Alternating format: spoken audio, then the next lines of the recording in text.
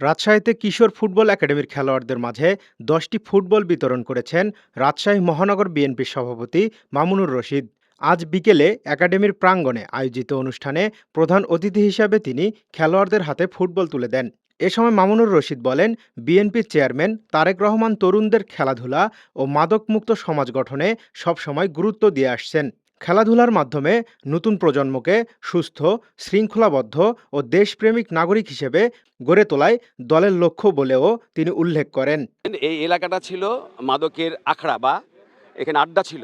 এখন এখানে কিশোর football academy হয়েছে। এটা অবশ্যই এটা খুবই সুন্দর হয়েছে যে একটা খারাপ মানে মাদক থেকে এখানে চলে এসছে ক্যারিয়ার ব্যাপারে, যেটা আমাদের দেশের জন্য খুবই প্রয়োজন এবং মানুষের সুস্থতার জন্যও এই ফুটবল খেলাটা খুবই প্রয়োজন। ইনশাল্লাহ আমাদের মাননীয় প্রধানমন্ত্রী, আমাদের দলের চেয়ারম্যান জনাব তারেক রহমান, উনি গুরুত্ব দিয়েছেন, উনিও থাকবেন। ওনার সঙ্গে আমরা জাতীয়তাবাদী দল আমরাও থাকবো। আমি রাজশাহী মহানগরের সভাপতি, ইনশাল্লাহ আমরাও থাকবো। আয়োজক সুমন আলী বলেন, কিশোরদের খেলাধুলার বিকাশে ভবিষ্যতেও এ ধরনের সহযোগিতা অব্যাহত থাকবে।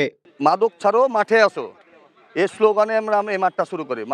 এখান থেকে এখন বর্তমানে বাংলাদেশ জাতীয় টিমে 2টা প্লেয়ার আছে এবং অনূর্ধ্ব 19ও আছে এবং বর্তমানে বাংলাদেশের প্রত্যেকটা আনাচে কানাচে কিশোর ফুটবল একাডেমির প্লেয়ার আছে। আমরা এই মাঠটা আমরা সরকারের কাছে একটা আকুল আবেদন করছি যে এই মাঠটা যেন সরকার একটু নজরদারি করে এবং একটা স্লোগান থাকে, মাদক ছাড়ো মাঠে আসো। অনুষ্ঠানে মহানগর শ্রমিক দল, স্বেচ্ছাসেবক দল এবং বিএনপির বিভিন্ন পর্যায়ের নেতাকর্মীরা উপস্থিত ছিলেন। জাকারিয়া আল ফয়সাল, ডেইলি সিটিজেন ভয়েস।